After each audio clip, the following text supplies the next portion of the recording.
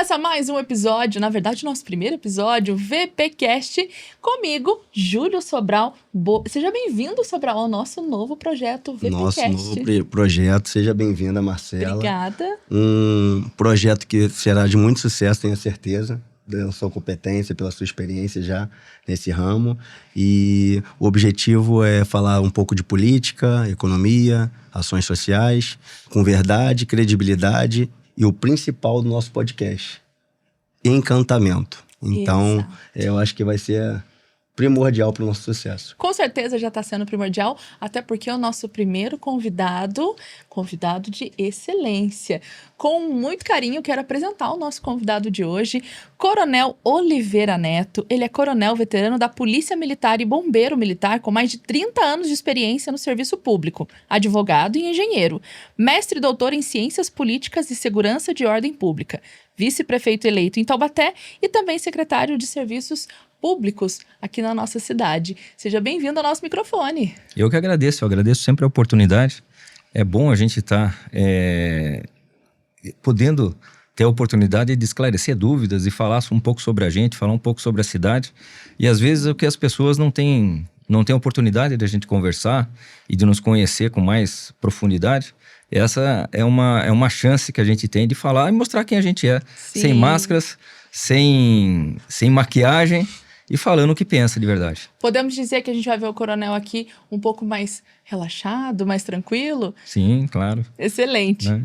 Júlio, são muitas perguntas que a gente preparou aqui para o coronel, mas primeiramente eu quero que você faça a pergunta, né? Técnica profissional. Então vamos lá, vamos no assunto polêmico? Vamos! Começa logo com a polêmica, isso é bom. Quando eu tava com a Marcela, ela, mas ele é policial militar e bombeiro, e você é bombeiro? Eu te chamo de bombeiro, mas você fala que não é polícia. Então, coronel, tira essa mística pra gente, porque cada estado tem uma forma de trabalhar, tem secretarias diferentes, tem forma de organograma diferente de conduzir as corporações. O senhor poderia elucidar pra gente um pouco? Sim, às vezes, normalmente as pessoas não sabem disso realmente, né? O estado de São Paulo hoje eu acho que é entre os dois estados do país, no máximo, se eu não me engano, que o Corpo de Bombeiros ele pertence à Polícia Militar, né? A regra hoje no país, eu diria até no mundo, é que o Corpo de Bombeiros é uma instituição e a Polícia Militar é outra instituição. No estado de São Paulo, excepcionalmente, o Corpo de Bombeiros ele faz parte da PM. Então, como que acontece? O oficial do Corpo de Bombeiros ele passa primeiro pela Academia da Polícia Militar, aqui em São Paulo é a Academia do Barro Branco, Academia de Polícia Militar do Barro Branco, e depois faz um curso de especialização para o Corpo de Bombeiros. E a partir daí que ele começa a servir no Corpo de Bombeiros. Né? É um pouco diferente da maior parte do país. E normalmente as pessoas não fazem nem ideia que isso é verdade, que isso acontece. E tem uma outra questão, e aí eu falo realmente como nem um pouco entendida da questão militar. Em uma ocorrência, isso já tem mais de 10 anos, com a Polícia Militar, eu contei sobre uma questão de uma pessoa que era bombeiro, e o policial me fez, mas ele é bombeiro civil ou militar? E eu não sabia. E ainda tenho dúvidas. Nos explique, o que é bombeiro civil ou bombeiro militar? O bombeiro civil, que a gente chama de bombeiro civil, é aquele bombeiro formado para as indústrias, aquele que trabalha na iniciativa privada. Né? O bombeiro militar é aquele que tem a formação com base na hierarquia, na disciplina e hierarquia, com regime militar especificamente, né? E é sempre um bombeiro público, né? Ele não é um que trabalha para a iniciativa privada. Então essa é a principal diferença do bombeiro civil para o bombeiro militar, efetivamente. Muito bom. E aí, como que a gente pode identificar? É a farda? É o fardamento. E normalmente, até pela forma de se comportar, né? O militar ele é muito transparente normalmente, quando você encontra um militar na rua, seja do exército, seja da polícia, seja do bombeiro, de cara você já vê militar, com raras exceções. Postura é tudo, né? Principalmente.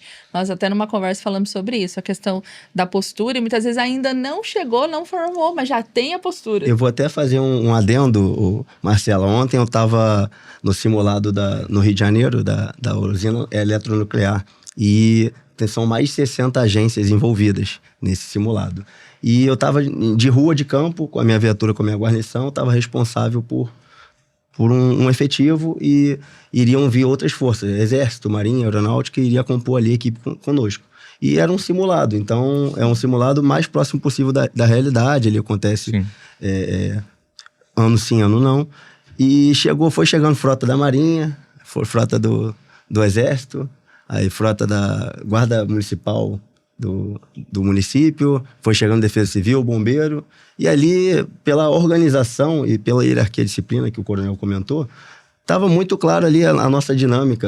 A gente sabia o que cada um iria fazer, os líderes de cada setor, eu, como capitão, o tenente da Marinha veio até mim, os outros tenentes já sabiam que eu era o mais antigo no local, já se reportaram até a mim, eu passei para eles a dinâmica, cada um se portou, organizou, então chegou uma frota de mais de 200 homens para um ponto de embarque e desembarque estratégico que a gente estava fazendo simulação e ficou super organizado. Aí o observador, que era um observador da usina, ele falou, como que vocês? Tá muito bem treinado. Eu falei, a gente nunca se viu na vida. Se conheceu agora? Ele se conheceu agora e tava ali, ó. Passei as ordens pro tenente aqui, ele também passou a devolutiva e a gente trabalhou em conjunto. Então, mesmo você sendo de outro, pode ser de qualquer país, militar de qualquer país, de qualquer força, o militarismo, ele tem essa questão da disciplina, da organização, do cara ali, fala, o cara é metódico. Não é metódico, é porque se não seguir os ritos da hierarquia e não seguir protocolo, procedimentos corretamente, ali, na maioria das vezes, o militar está com uma vida de alguém na mão.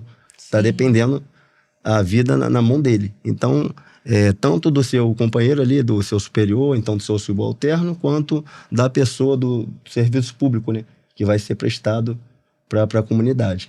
Então, acho muito interessante que a pessoa ficou, mas como é que pode? Vocês estão tão empenhados, vocês treinam anos isso, vocês estão tão certinho, todo mundo junto, saiu dali uma pessoa, foi fazer a triagem na Marinha, daqui a pouco o bombeiro fez a identificação, isso aqui. Eu falei, não, a gente nunca se viu, hierarquia e disciplina é o que conta muito. Sim, não tenho dúvidas. Não, e para o bombeiro isso daí tem uma importância maior ainda, porque assim, quando a gente perde de vista alguém, ou pelo menos não sabe onde está alguém da guarnição dentro de uma ocorrência, né, pode significar que essa pessoa está em perigo. Então, Sim. assim, ninguém fica para trás e a gente tem que saber onde está cada um das pessoas, né? Numa grande ocorrência de incêndio e outras, de produtos perigosos, principalmente, a gente tem que ter visualização de tudo que está acontecendo. E a gente tem que saber onde está cada elemento, porque se acontecer alguma coisa a mais, a gente tem que saber que aquela pessoa está em perigo, a gente tem que resgatar. É percepção máxima, né? Literalmente ali. Agora uma questão aqui polêmica. Você falou dentre todos os profissionais que estavam ali, a Guarda Civil Municipal. Sobre eu acredito que aqui na nossa região, mas não sei se isso é nível nacional. Hoje o GCM, ele tem poder de polícia nas cidades. Vocês têm informação se isso são em todas as cidades? Então, isso daí está sendo uma alteração praticamente legislativa, porque tem uma PEC falando sobre isso, né, transformando a Guarda Civil com poder de polícia efetivo para dentro de toda a cidade. Né? Isso daí é um tema extremamente polêmico pelo seguinte: a Guarda Municipal ela foi criada pela essência para cuidar dos próprios municipais.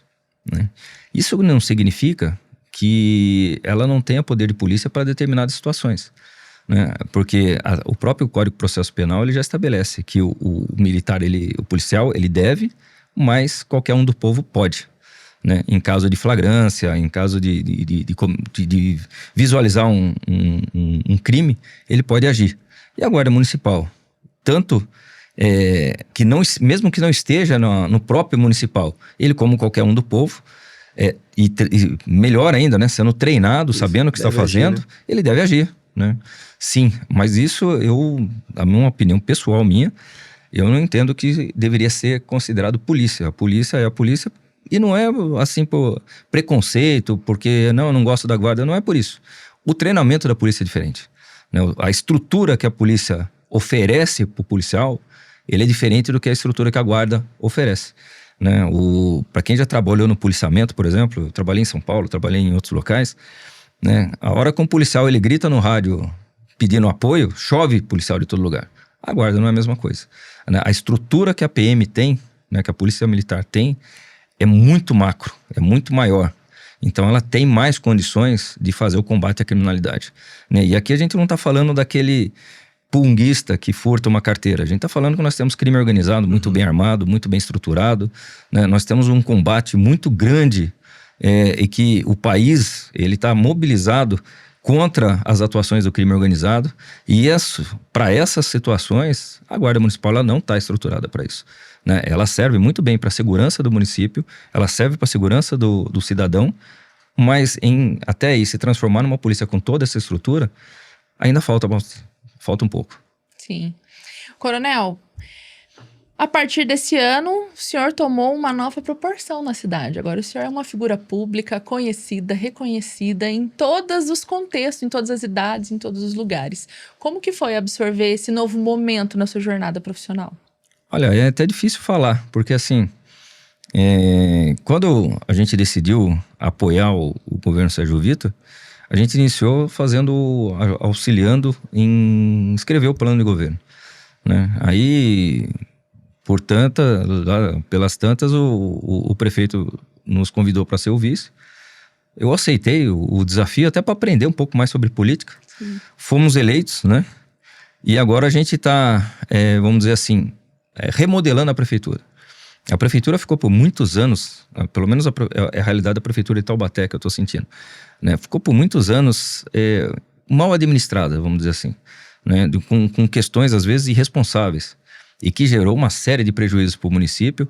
O servidor público, ele era por muito tempo também um pouco abandonado, sem treinamento adequado, e a gente vindo do meio militar e sendo bombeiro, que o padrão para nós, o processo para se chegar a um objetivo é fundamental, a gente sente a necessidade de melhorar o serviço público e auxiliar que, assim, o servidor público tenha condições boas de trabalhar, tenha instrução e a gente treine cada um para o que tem que ser feito, né? Às vezes via muito na prefeitura falar, não, coloca tal pessoa para fazer isso, mas não deu o treinamento adequado.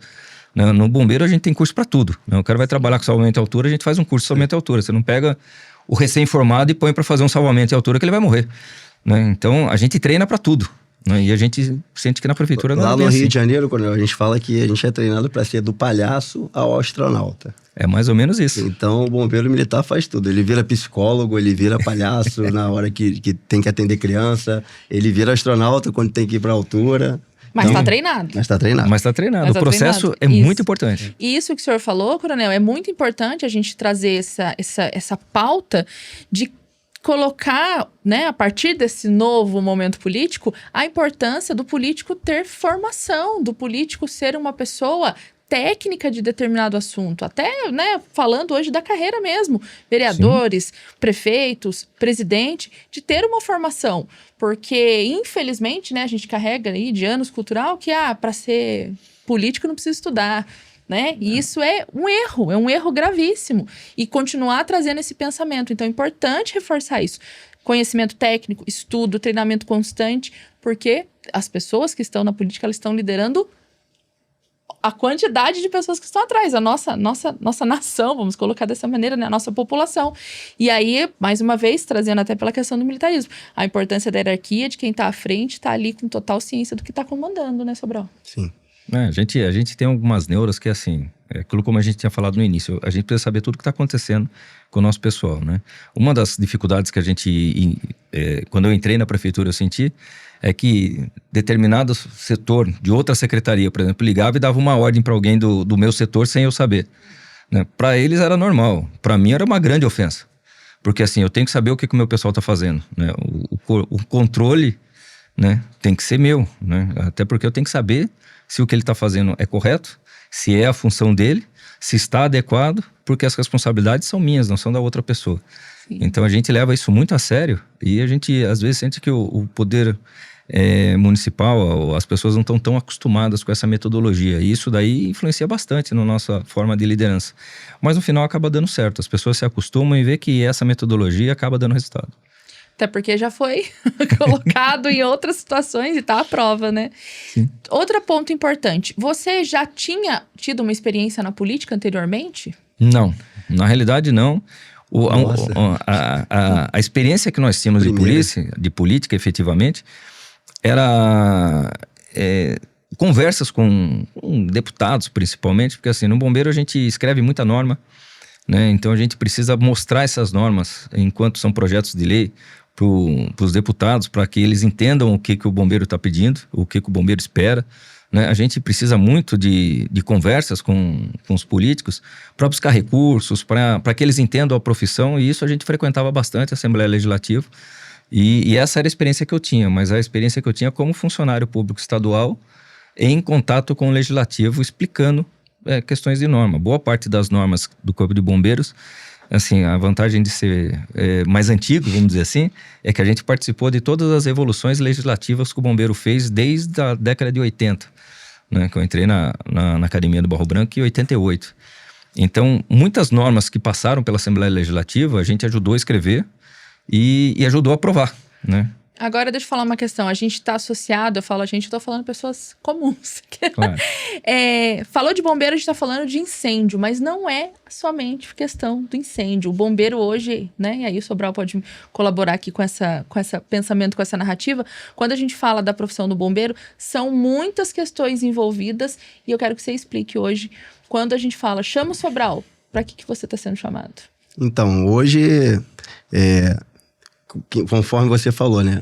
Olha, um bombeiro militar, todo mundo acha que tem que apagar incêndio. Por exemplo, tem no nosso bombeiro do Rio de Janeiro, tem quadro de saúde. Eu não sei como funciona aqui, quando você tem também.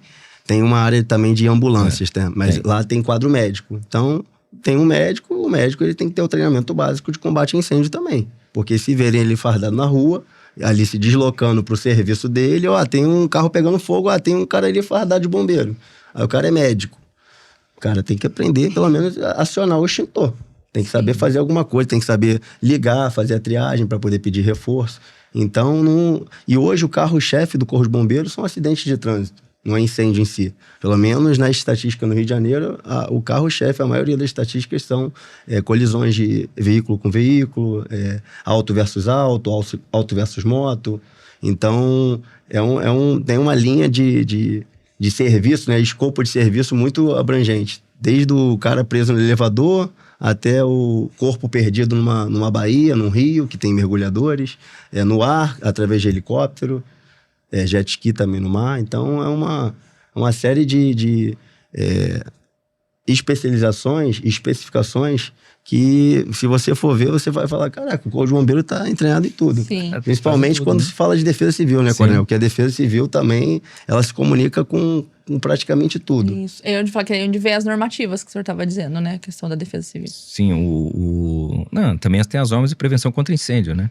São extremamente importantes. A gente vê que em São Paulo, com raras exceções, e também eu acredito, isso daí aconteceu já há algum tempo já no país todo, que graças a essas normas, ao desenvolvimento dessas normas, que no decorrer dos anos, os grandes incêndios quase não ocorrem, não são raros. Prevenção. Né? Normalmente, quando tem um grande incêndio maior, tem poucas vítimas ou nem tem vítima, e normalmente é indústria. Né? Você vê incêndios em residência, prédios, até raramente tem vítimas. Acontece alguma fatalidade ou outra. A gente teve uma aqui em Taubaté há algum tempo atrás que mereceu ser estudado para entender o porquê do que aconteceu, mas são raras as situações. E normalmente, quando ocorre um incêndio num prédio, seja comercial, seja residencial, ele fica limitado a um apartamento, né? Ele não passa para o prédio todo. E que não era uma realidade no início da década de 80. Então, essas normas de prevenção, elas são extremamente importantes e têm salvo muitas vidas, né? Muitas vidas. Né? E até falando sobre o médico, aqui em São Paulo é um pouco diferente. Nós não temos o quadro de saúde, o quadro de médicos para o atendimento de emergência, mas a gente tem alguns médicos que trabalham no suporte avançado, que é o GRAU, que a gente chama, ou até em conjunto, muitas vezes, com o SAMU. E eles precisam, sim, de um treinamento específico, né? E assim, são médicos de se tirar o chapéu. Tem que ter coragem de fazer o que eles fazem. Eu presenciei várias vezes de a gente pegar uma ocorrência com preso em ferragem, e se não houvesse uma intervenção médica naquele momento, a vítima não iria sobreviver. Né? Principalmente quando ela estava com um dano de pulmão, um hemotórax, um pneumotórax, precisava de uma pulsão ali naquele momento para ela conseguir respirar, né? E o médico, muitas vezes, durante a madrugada, na chuva, com um monte de gente gritando em volta dele, com barulho do equipamento do desencarcerador funcionando, ele sobe em cima da vítima e ainda consegue pulsar o pulmão da vítima para poder salvar. Né? Então, exige muito treinamento e muita coragem para fazer isso. Sim, estudo, Sim. Né? Formação. Bom, outro ponto importante, a gente conversou aqui também, né, sobre a corrida que tem o nome Coronel Oliveira Júnior, é o seu pai. Sim, E conta pra gente qual foi o motivo da homenagem dessa corrida. Então, para contextualizar, assim, meu pai é coronel também, né? Ele faleceu ano passado, vai fazer um ano agora, em outubro. E ele foi tenente do policiamento aqui em Taubaté, no 5º BPMI, na década de 60. E nessa época eles estavam... tinha uma campanha para a criação do Corpo de Bombeiros, que em Taubaté não tinha Corpo de Bombeiros ainda. Então meu pai foi um dos que trabalhou para que houvesse o Corpo de Bombeiros na cidade. E isso foi em 68, 70. Em 1970 meu pai foi transferido para o Corpo de Bombeiros, trabalhou aqui como capitão até tenente-coronel e comandou o 11º GB, que é o grupamento de bombeiros da região, né? Eu posso dizer que praticamente eu cresci nos quartéis de bombeiro, isso que me fez querer ir para o Corpo de Bombeiros. Eu aprendi a jogar bola nas quadras dos postos de bombeiro aqui de Taubaté. Olha lá, hein, coronel, vou testar o senhor, vou chamar o senhor por uma pelada. Não aprendi tanto, mas eu tentei, pelo menos, né? E meu pai trabalhou boa parte da sua vida no Corpo de Bombeiros, né? Ele trabalhou em São Paulo, trabalhou boa parte aqui na região do Vale do Paraíba, trabalhou em Taubaté, São José dos Campos e comandou a região, né? E foi uma figura... Existia aqui no Vale uma natação, chamava natação equipada, né? Ele parou de acontecer há alguns anos atrás, mas foram 27 edições, se eu não me engano. E a criação foi do meu pai, né, na época. Então meu pai tem uma ligação muito grande com o Corpo de Bombeiros da região, né? E depois eu vim para o Corpo de Bombeiros, trabalhei na região aqui.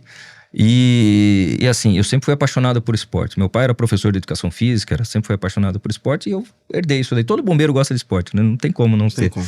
Né? Então, em todas as unidades por onde eu passei, a gente criou uma corrida. Né? Eu fiz no 5º GB lá em Guarulhos, a gente fez uma corrida. No 17º GB eu comandei também lá em Mogi, a gente fez uma corrida. Em vários pontos a gente fez corridas, né? E sabendo desse amor ao esporte, essa ligação com o Corpo de Bombeiros que tínhamos, eu e meu pai, principalmente, o bombeiro decidiu fazer uma homenagem dessa para eles. Eles quiseram fazer uma corrida e decidiram fazer em nome do meu pai, né? Isso daí foi extremamente honroso para mim, né? Eu gostei demais, lógico. Mas ao contrário do que às vezes as pessoas falam, não foi ideia minha. Do próprio Corpo de Bombeiros que partiu com essa ideia e eles mesmos que estão desenvolvendo. E esse ano a corrida agora em novembro? Isso, é dia 16 de novembro, as inscrições estão abertas, inclusive, e pelo que eu soube, já tem mais de 1.000 inscritos. Isso. E em primeira mão, Marcela, a AVP está patrocinando a corrida também. Sim. Excelente. Confiou no projeto e estamos junto com o Taubaté Shopping lá de Master. Muito bom. Coronel, como foi seguir os passos do seu pai? Como foi essa decisão e como seu pai recebeu a sua escolha, né? Sim, para mim acho que foi meio natural, né? Como eu falei, eu cresci nos quartéis de bombeiro. E eu sempre gostei muito de água, sempre nadei bastante, né? Sempre gostava das coisas em altura. Eu lembro quando eu era criança, esses dias eu estava conversando até. Tem um amigo de infância que hoje era piloto da aeronáutica, agora da Embraer, que o irmão dele era tenente do bombeiro e era muito amigo do meu pai na época. A gente, quando tinha 12, 13 anos, a casa do pai desse amigo meu tinha umas árvores no fundo, a gente esticava a corda entre uma árvore e outra e fazia já comando crown com 10 anos de idade, 12 anos de idade, né? E deixava meus pais loucos, porque falavam, com essa idade o pessoal a criançada já subindo em árvore. Mas assim, a gente sempre gostou, né? E quando eu estava me formando no ginásio, a gente decidiu prestar a academia do Barro Branco, né? Eu acabei passando, fiz a academia do Barro Branco, fiquei acho que 1 ano e 2 anos no máximo no policiamento e vim para o Corpo de Bombeiros e dali eu não saí mais, né? Isso daí foi uma escolha natural. Minha mãe, eu lembro, quando eu era novo, queria que eu fosse médico.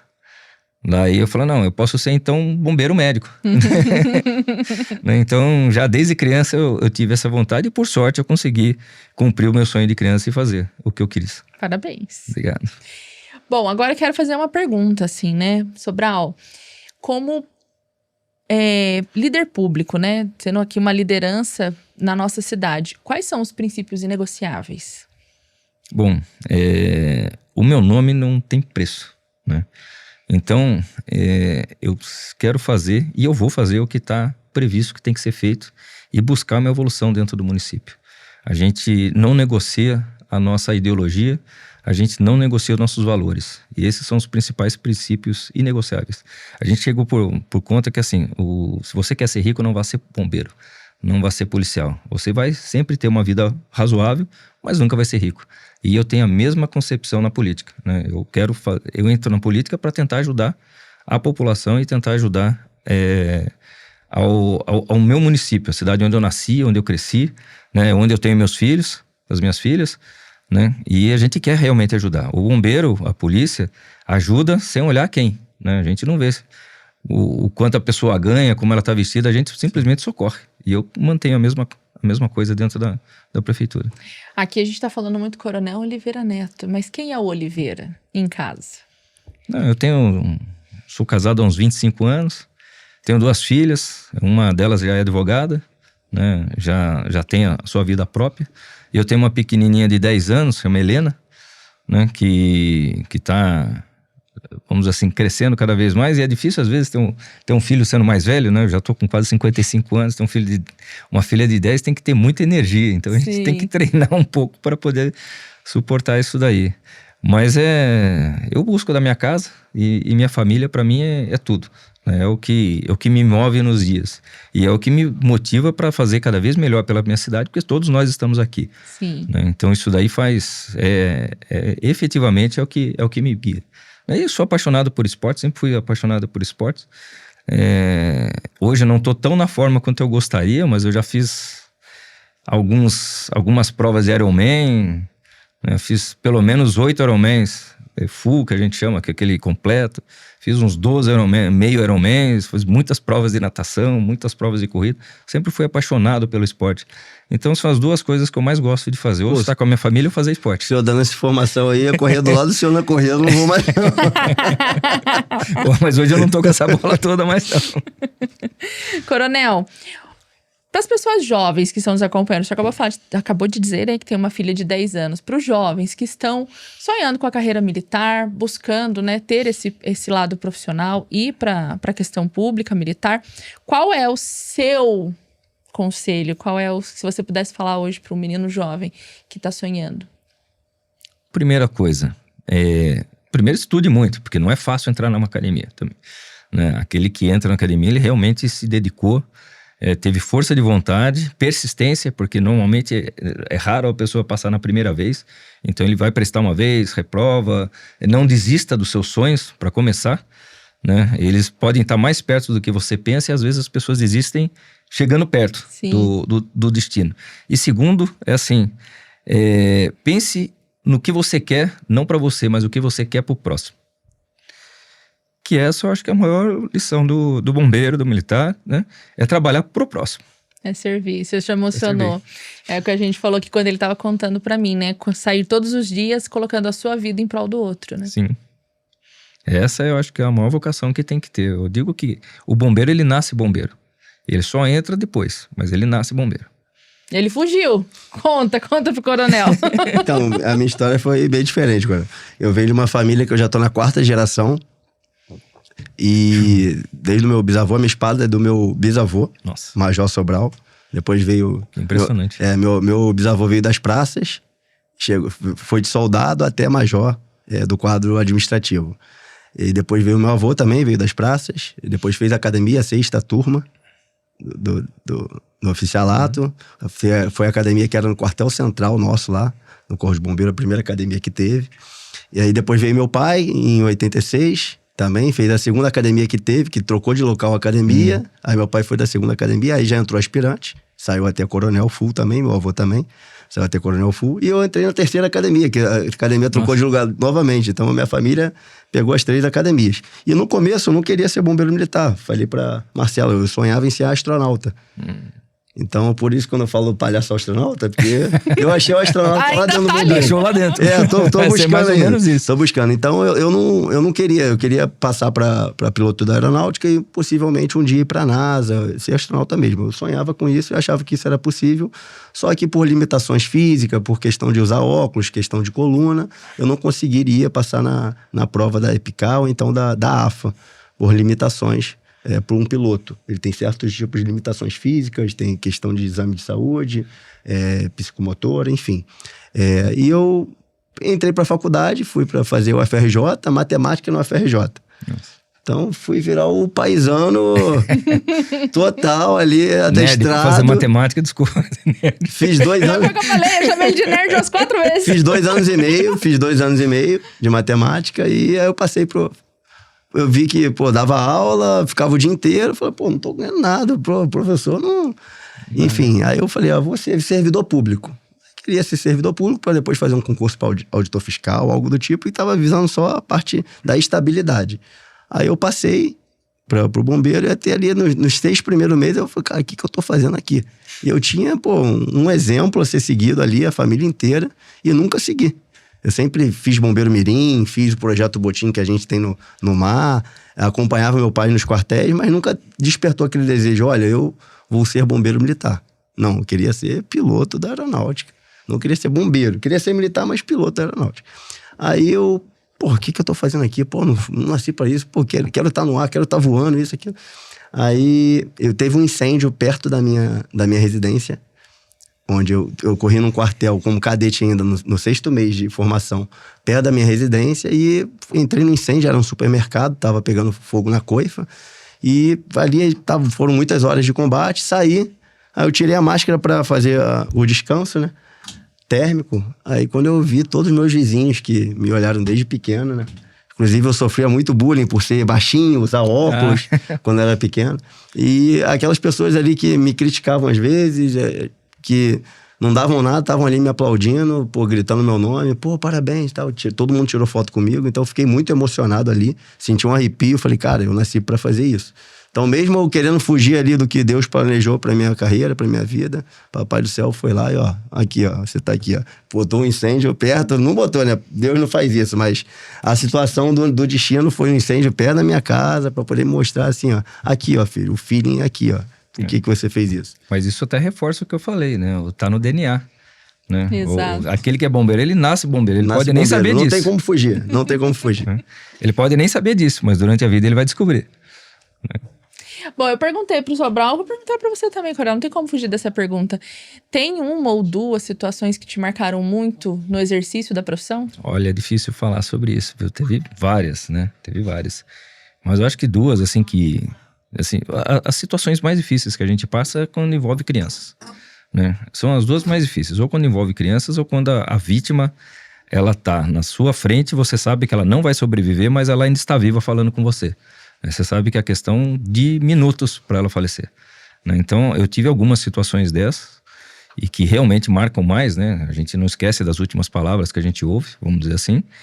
E teve uma específica que aconteceu na Dutra, há muitos anos atrás, que foi uma noiva que morava em Caçapava. Ela foi buscar o vestido de noiva dela em São José dos Campos. Na época não tinha divisão na Dutra ainda. A Dutra era só um canteirinho baixo. Ela atravessou, não sei por qual motivo, ela atravessou a Dutra e deu de frente com um caminhão de areia. Nossa Senhora. Então era a noiva, né? E eu sabia que era noiva porque o que marcou bastante, né?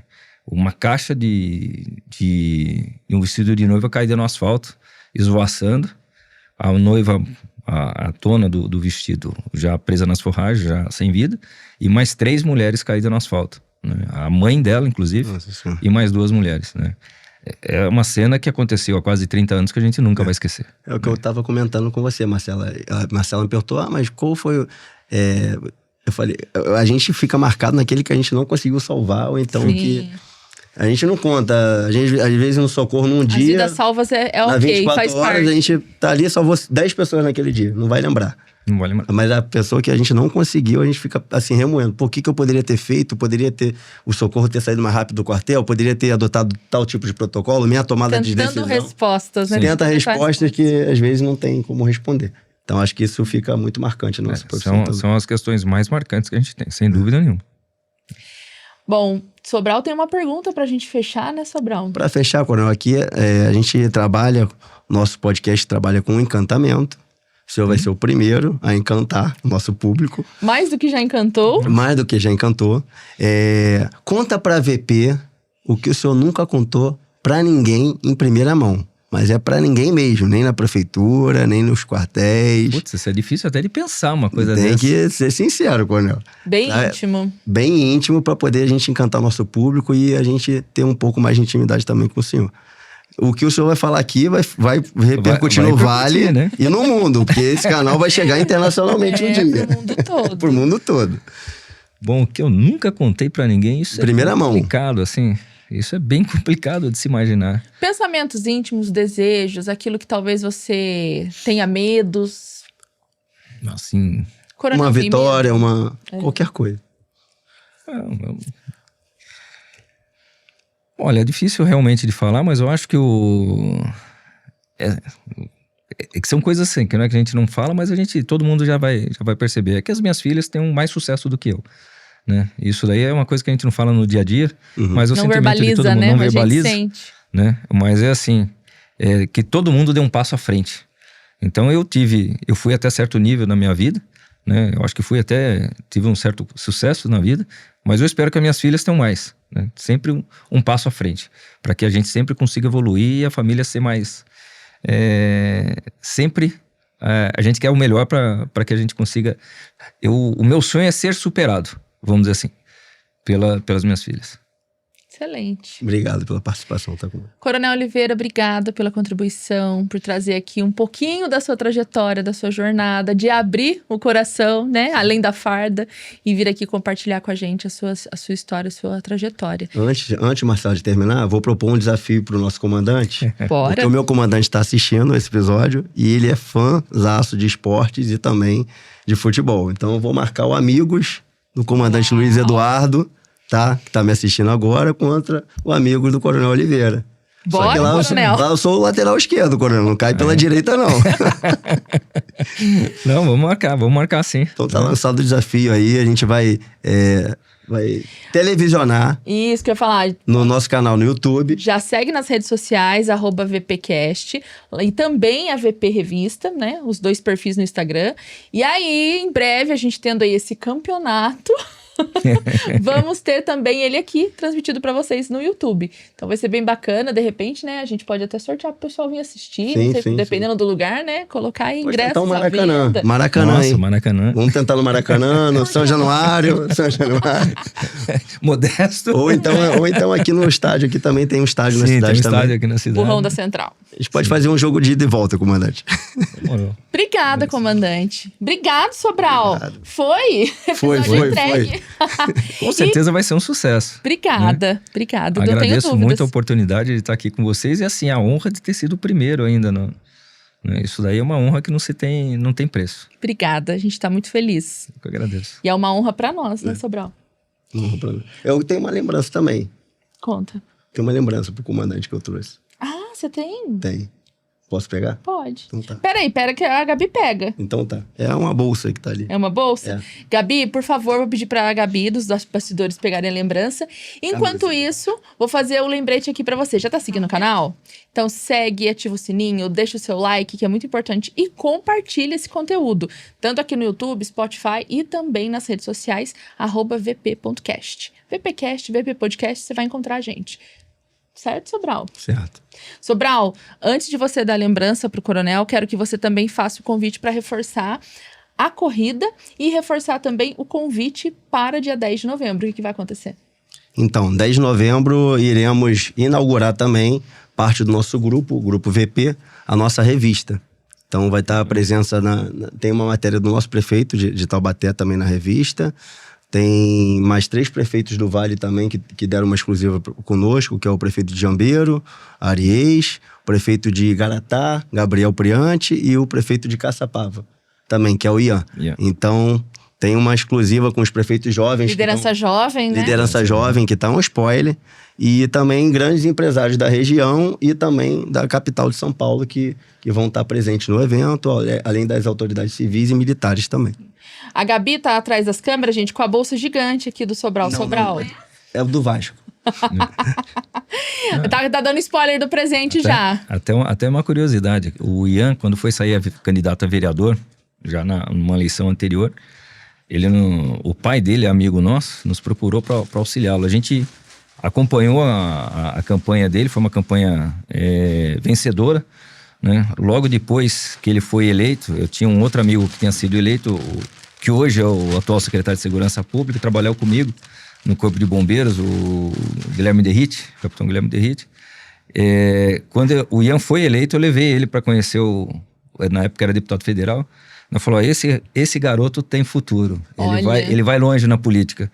E foi ser prefeito de Caçapava, com muita honra, e pelo que eu sei, está fazendo um grande trabalho. Sim. Ele vai ser convidado nosso aqui também, Cor. Bem, em breve ele aqui. Aceite, e também, se o senhor também puder convidar Tô curiosa o secretário com esse Derrite, também fica o convite pro senhor vir aqui falar conosco e prestigiar também o Vale do Paraíba, em São Paulo. Aqui é uma lembrança, eu sou vascaíno fanático, então não poderia deixar... Eu vou usar. Uma camisa do Vasco pro senhor. Qual é o seu time, Coronel? Na realidade, eu não tenho muitos times, não. Muitos times. Eu torço pro Taubaté, vamos fazer politicamente correto. Contratado, hein? Obrigado, Célio. Eu vou usar com prazer. Usa lá em Marcos Sobral. Bom, gente, é isso. Nosso primeiro episódio concluído, entregue. Mais uma vez, obrigada. Foi uma delícia o nosso bate-papo.